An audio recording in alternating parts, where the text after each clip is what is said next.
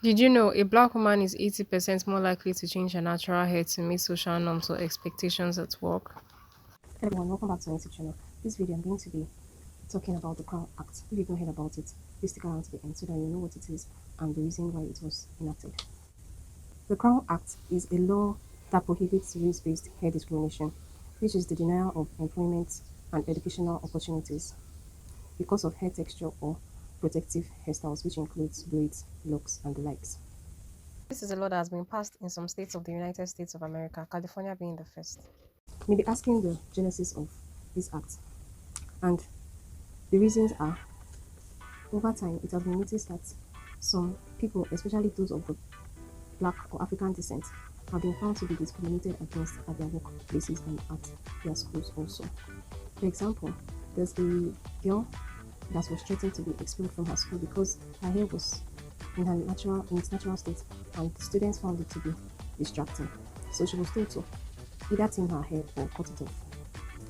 There are other reasons, like an athlete that was told to cut off his dreads. Or forfeit participating in the match. It shouldn't be, but in our 21st century, we are still biased about supposed little things like this.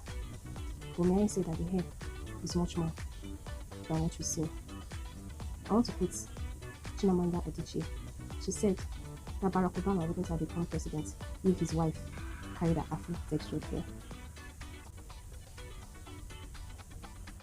From some of the videos I watched, a lot of black people have had to conform to more Eurocentric norms, like they have to straighten their hair or wear wigs.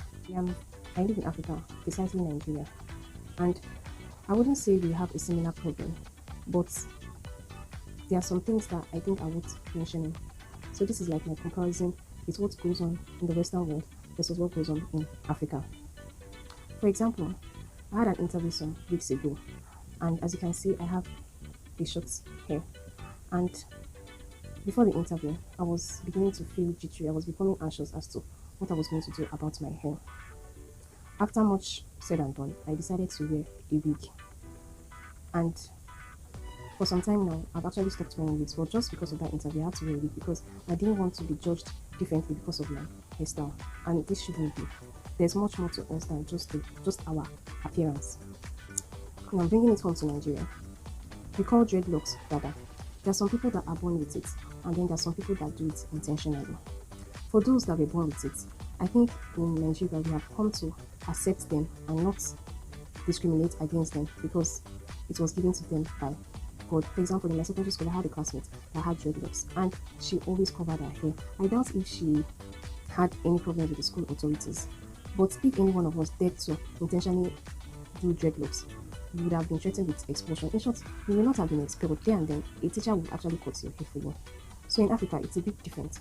When the hair is from, when the dreadlocks is, like say natural, then I think it's more acceptable. But when you intentionally do the dreadlocks, there are some spheres where it may not be acceptable. Like those in the entertainment industry, oh, they can do anything to their hair and it's very welcome. But when you start going into the more corporate spheres, you may experience a bit of discrimination. Now, concerning natural hair, I didn't have this experience, but I know someone close that had an experience. She was wearing out her natural hair, and she was getting comments like, "Can't make your hair, Joe. What is this thing you're carrying in your hair?" As if it's not what was naturally given to her. I beg your pardon. I actually have experienced something like that, but it was my relaxed hair.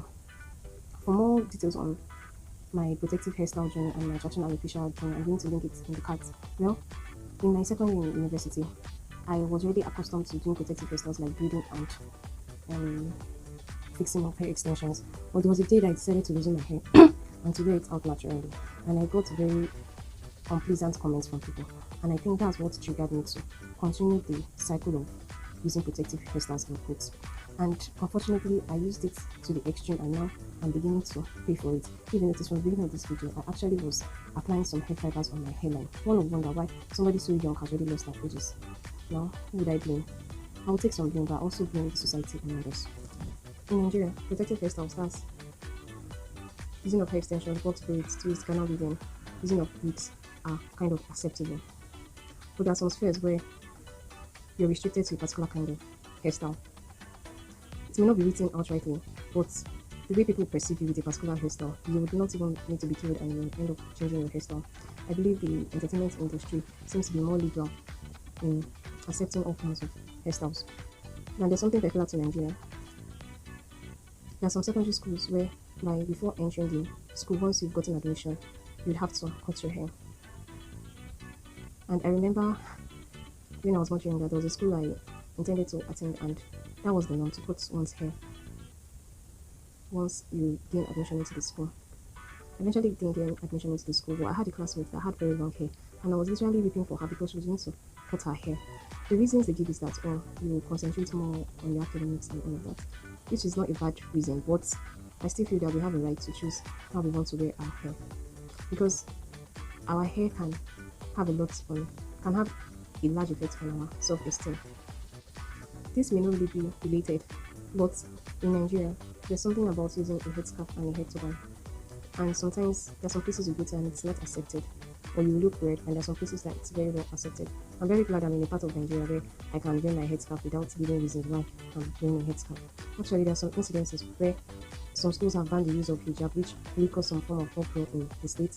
And then there's another example of a law school graduate that decided to wear a hijab. She was denied access to the venue of the call to bar ceremony. I feel in this era, there are more important things for us to dwell on than things like this. If you're enjoying this content, please like and subscribe to my YouTube channel. Now, my take concerning this Crown Act is that it is very welcome.